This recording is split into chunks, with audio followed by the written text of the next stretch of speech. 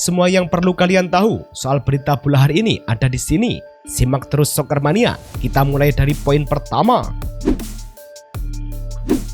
Persib menang susah payah 1-0 atas Ratsburi pada leg kedua 16 besar AFC Champions League 2 melalui gol Andre Ujung pada menit ke-40 yang sempat dianulir sebelum akhirnya disahkan lewat tinjauan VAR.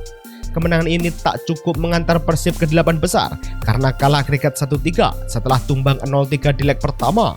Sehingga Persib kembali harus menunda ambisi berbicara banyak di level Asia musim ini. Kegagalan Persib melaju ke fase berikutnya berbanding terbalik dengan raksasa Arab Saudi yang tetap tampil perkasa meski tanpa diperkuat bintang utamanya. Al Nassr memastikan tiket perempat final AFC Champions League 2 usai menundukkan Arkadak 1-0 pada leg kedua 16 besar. Bermain dengan skuad pelapis tanpa Cristiano Ronaldo di lapangan, Abdul Rahman Gareb langsung berpesta lewat gol menit kedua yang jadi pembeda sepanjang laga, mengantar Al Nassr melaju dengan agregat 2-0 setelah juga unggul 1-0 di leg pertama. Setelah kesuksesan Al Nassr mengunci kemenangan tipis, kita beralih ke daratan Spanyol di mana Villarreal juga berhasil mencuri poin penuh dengan skor serupa.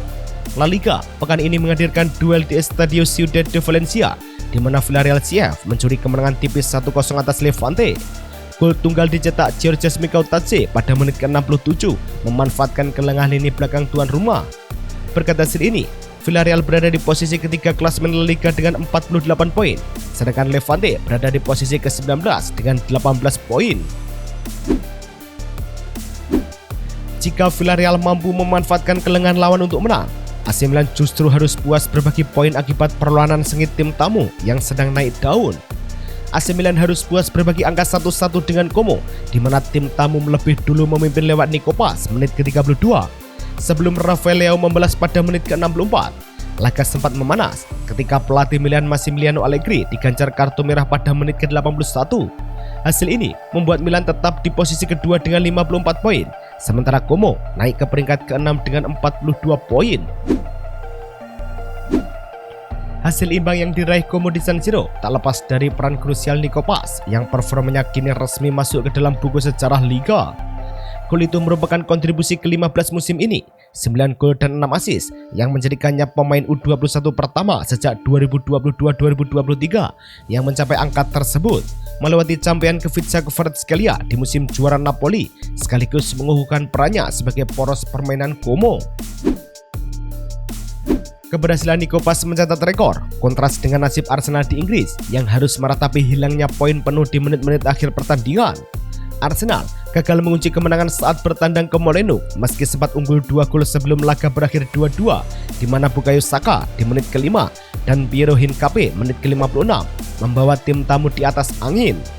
Wolves membalas lewat Hugo Buno menit ke-61 dan gol bunuh diri Ricardo Calafiori menit ke-90+5 membuat Arsenal tetap memuncaki klasemen dengan 58 poin, sementara Wolves masih terbenam di dasar klasemen dengan 10 poin. Hasil imbang dramatis di markas Wolves tersebut menjadi sinyal bahaya bagi Arsenal yang kini merasakan tekanan besar dari kejaran Manchester City. Arsenal mulai kehilangan pijakan setelah 2 hasil imbang beruntun lawan Brentford 1-1 dan Wolves 2-2, membuat selisih yang sempat 9 poin kini tertinggal 5 dan terasa rapuh karena Manchester City punya 1 laga simpanan. Jika City menang di pertandingan berikutnya, jarak bisa terpangkas jadi 2 angka saja, mencerminkan situasi yang berubah cepat dalam hitungan hari pada pergerakan klasemen pertengahan Februari.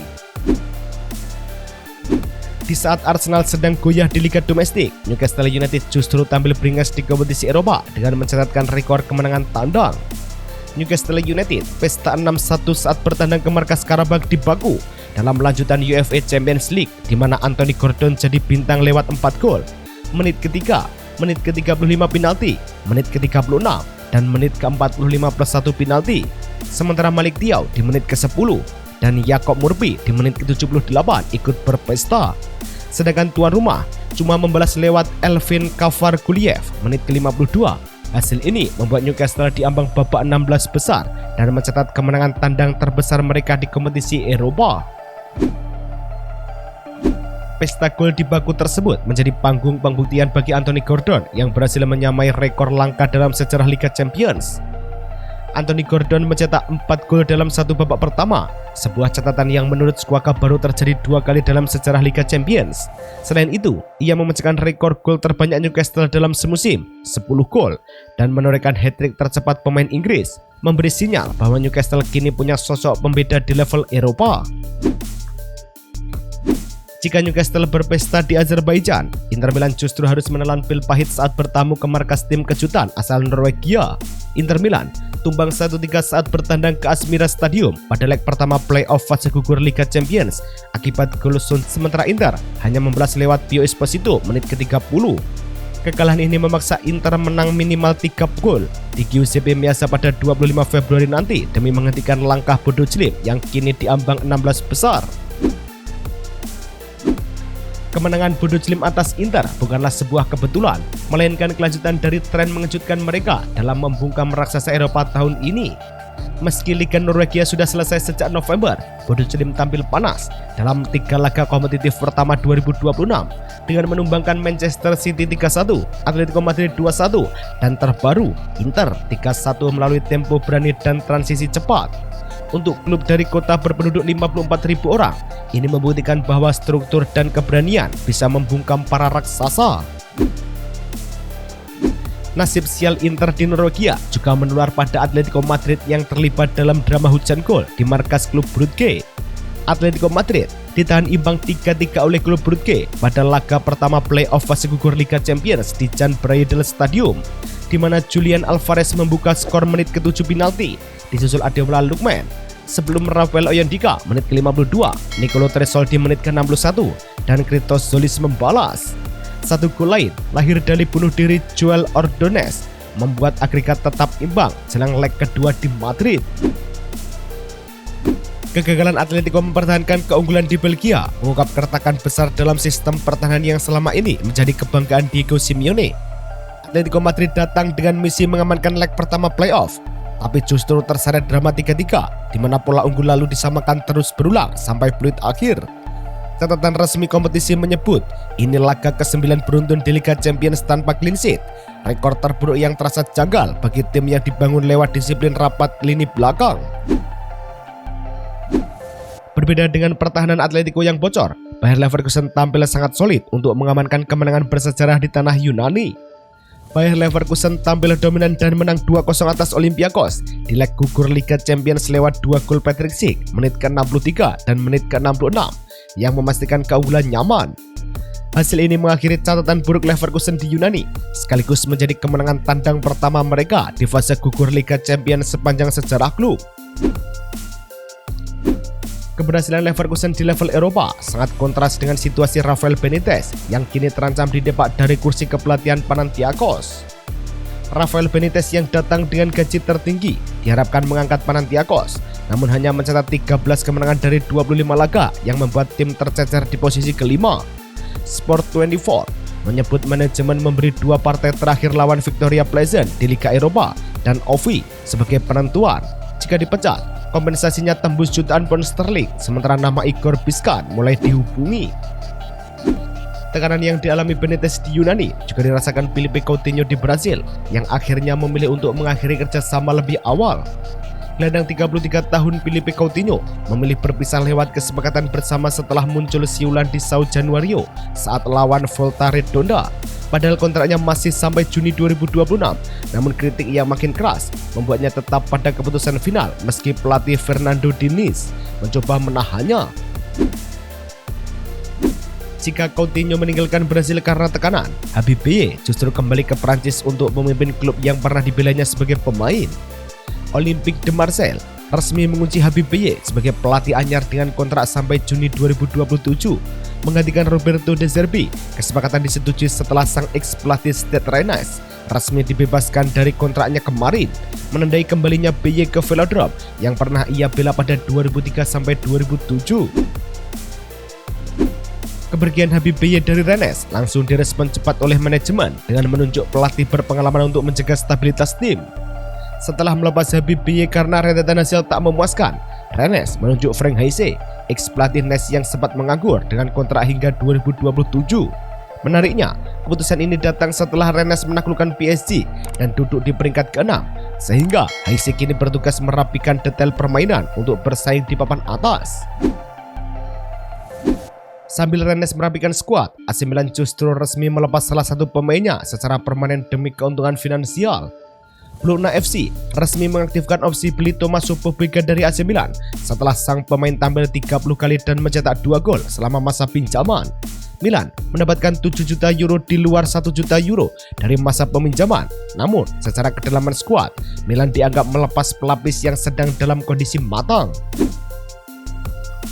Berbeda dengan Milan yang melepas pemainnya, Inter Milan justru bergerak cepat memagari talenta mudanya dari kejaran Arsenal. Ketertarikan Arsenal mulai serius saat perwakilan mereka hadir di Derby d'Italia, membuat Inter Milan segera menyiapkan kontrak baru untuk Pio Esposito sampai 2031. Musim ini, Esposito telah mencatatkan 6 gol dan 5 assist dari 32 laga, sehingga mengamankan striker 20 tahun ini menjadi langkah logis sebelum nilainya melonjak.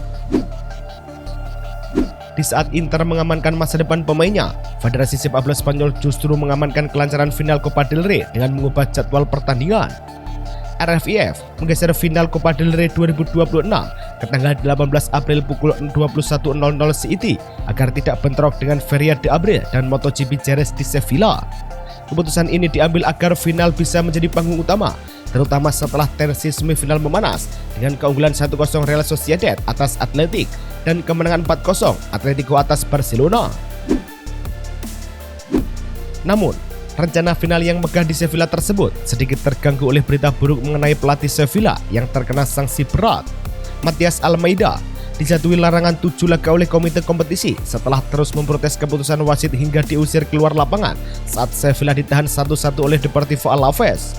Hukuman tersebut mencakup protes berlebihan hingga sikap tidak hormat, dan meski klub siap mengajukan banding, kehilangan pelatih di fase krusial dianggap bukan langkah cerdas. Sementara Sevilla berurusan dengan sanksi pelatih, Barcelona justru tengah merancang masa depan dengan tetap memberikan penghormatan tertinggi pada simbol kejayaan masa lalu. Joan Laporta menegaskan bahwa Lionel Messi layak mendapat patung di Barcelona seperti Kubala dan Cruyff, serta merencanakan laga tribut sebelum kontrak Messi habis di tahun 2028. Di samping itu, La Masia ditegaskan tetap menjadi poros proyek olahraga agar klub tetap kompetitif secara finansial sambil menjalankan rencana renovasi stadion dan kebijakan tiket murah. Jika Barcelona fokus pada stabilitas finansial dan akademi, Leicester City justru menempuh jalur nostalgia demi menyelamatkan diri dari keterpurukan liga. Leicester menunjuk Gary Rowett sebagai pelatih baru hingga akhir musim 2025-2026 untuk membawa misi menyelamatkan tim yang terdampar di peringkat ke-22 Championship. Rowett, yang merupakan ex pemain The Foxes tahun 2000-2002, akan dibantu oleh Callum Davidson, Andy King, dan Adam Sadler untuk memperbaiki reorganisasi permainan yang disiplin di 14 laga tersisa. Leicester mencoba memperbaiki nasib dengan pelatih baru, sementara Newcastle United justru mulai mempertimbangkan untuk melepas pemain mahalnya yang sedang kehilangan sentuhan. Nick Waltman yang didatangkan dengan label 69 juta pound sterling dari Stuttgart terancam dilepas setelah gagal mencetak gol dalam 7 pertandingan terakhir Premier League. Menit bermainnya tergerus seiring pulihnya Yoane Wissa, membuat Talksport melaporkan bahwa Newcastle siap melepasnya jika ada tawaran yang cocok. Jika Newcastle menghadapi masalah performa pemain, Chelsea justru kembali dihantam masalah hukum dari masa kepemimpinan pemilik sebelumnya. Chelsea menghadapi 74 dakwaan dari FA terkait dugaan pembayaran agen pada era Roman Abramovich pada tahun 2010-2016, termasuk dalam transfer Eden Hazard, Samuel Eto'o, dan Willian. Masalah ini dilaporkan sendiri oleh pemilik baru setelah menemukan kejanggalan di mana sanksinya kemungkinan hanya berupa denda finansial tanpa pengurangan poin atau larangan transfer. Kasus hukum Chelsea menjadi pengingat soal tata kelola keuangan, hal yang juga mendasari keputusan Manchester United untuk merelakan kepergian besar para pemain bintangnya. Manchester United memastikan tidak akan memperpanjang kontrak Jadon Sancho yang akan habis musim panas ini demi memangkas beban gaji 200.000 pound sterling per pekan. Perjalanan Sancho kian redup meski dipinjamkan ke Aston Villa dengan total hanya 1 gol dari 25 laga, menjadikan transfer 73 juta pound sterling pada 2021 ini sebagai pelajaran mahal bagi klub. Keputusan melepas Sancho merupakan bagian dari kebijakan baru di Old Trafford. Namun, secara struktur kekuasaan, pemilik klub ternyata masih terkunci rapat. Leon Cooperman kini memegang 5,2% saham kelas A di Manchester United setelah memberi dari Lindsay Train dengan nilai investasi tembus 50 juta dolar AS. Namun, kendali utama tetap berada pada saham kelas B yang memiliki 10 suara per lembar. Sehingga meski ada pergerakan saham, kuasa nyata di Old Trafford belum benar-benar bergeser dari pemilik utama. Itu saja informasi yang bisa saya bagikan hari ini. Terima kasih atas dukungannya Soccermania. Sampai bertemu di video besok pagi.